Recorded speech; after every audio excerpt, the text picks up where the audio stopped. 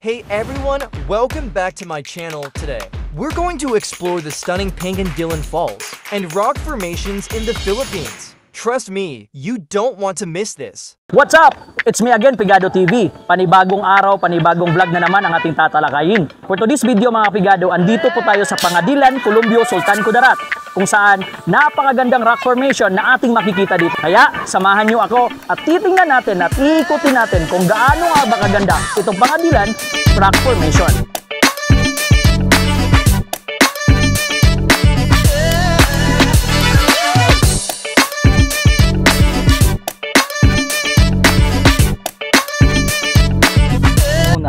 Doon po yung parking area sa mismong itaas So ngayon tin-transfer na po dito sa ibaba.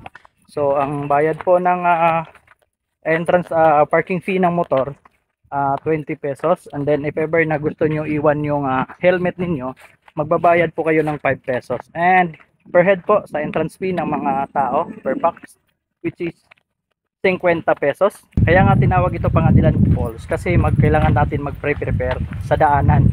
Ayun, no? Kasi pag uulan, masyadong madulas po yung daanan dito mga kapigado. Ayun, no? So, tingnan nyo mga kapigado. Right, so tingnan nyo. Yun, no? Sira na. Wala pa mali dati yung ilang hindi eh. Ay, bago pa man. So, putik na putik talaga dito. And challenging talaga yung daanan, no? Sa mga beginner katulad ko, isang beginner na rider. Muntika. Ayun, muntika na tayo masimplang doon.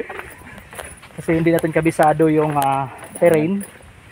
Alright, and so we are here at Pangadilan Falls. Meron sila mga cottages dito. Yun. So titingnan natin kung anong meron doon sa ibaba.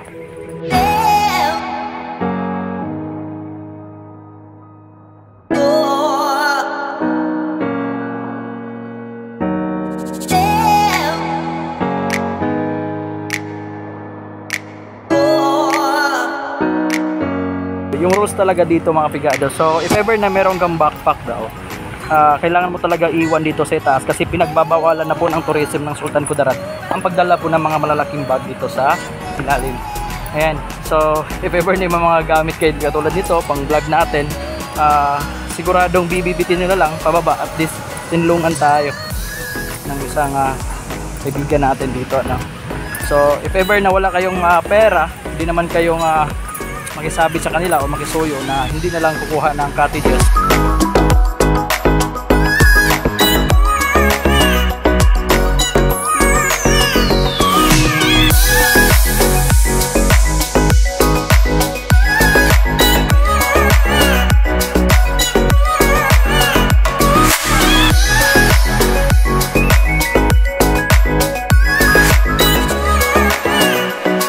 Entrance po tayo doon, and the same time doon po yung entrance ng mga vehicle, at saka may parking area po doon sa kabila, at dito may mga cottages din dito mga kapigado.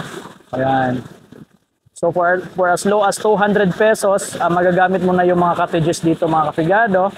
Station 1. At the same time mayroon din cottage sa kabila mga kapigado. And kung gusto nyo magandang daanan, pwede kayong dadaan dyan, paakyat dito.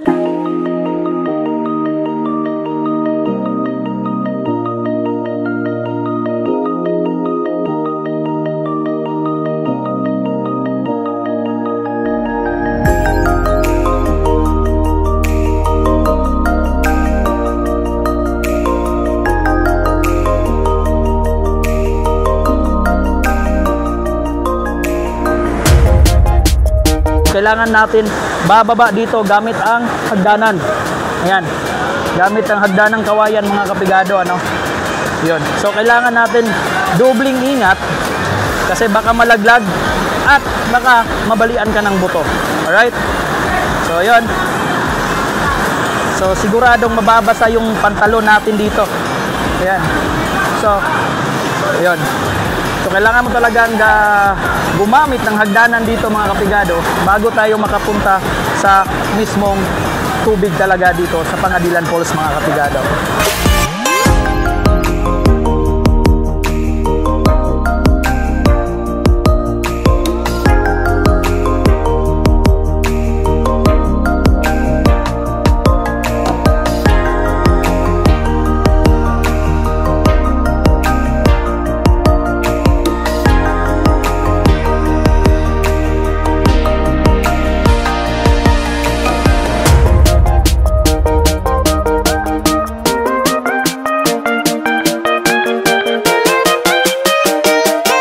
dubling ingat po tayo dito mga kapigado kasi napakalalim po at malakas po yung pressure ng tubig dito mga kapigado. Ang rules po dito is bawal manigarilyo sa tabi ng falls.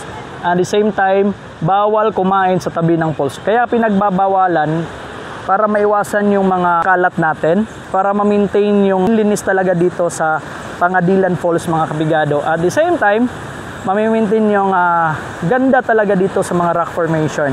So, ito po yung dinadaanan ko ngayon. This is the rock formation po. Kitang-kita sa likuran ko yung mga rock formation. And dito sa ilalim, dito na rin natin makikita yung dinadaanan talaga ng tubig.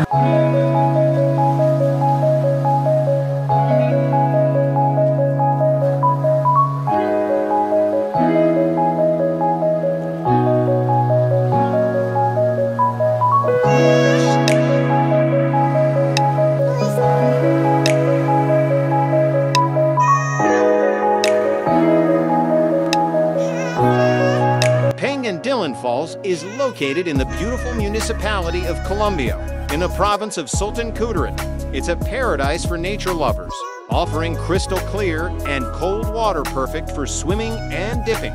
You'll find these incredible rock formations that serve as natural chairs. Imagine sitting on one of these rocks while overlooking the waterfalls, or even getting a relaxing massage from some friendly locals. This spot is truly unique and offers an experience like no other. Thanks for joining us on this virtual adventure to Pangandilin Falls and its rock formations. If you enjoyed this video, please give us a thumbs up and don't forget to share and follow for more amazing travel content. Until next time, happy travels!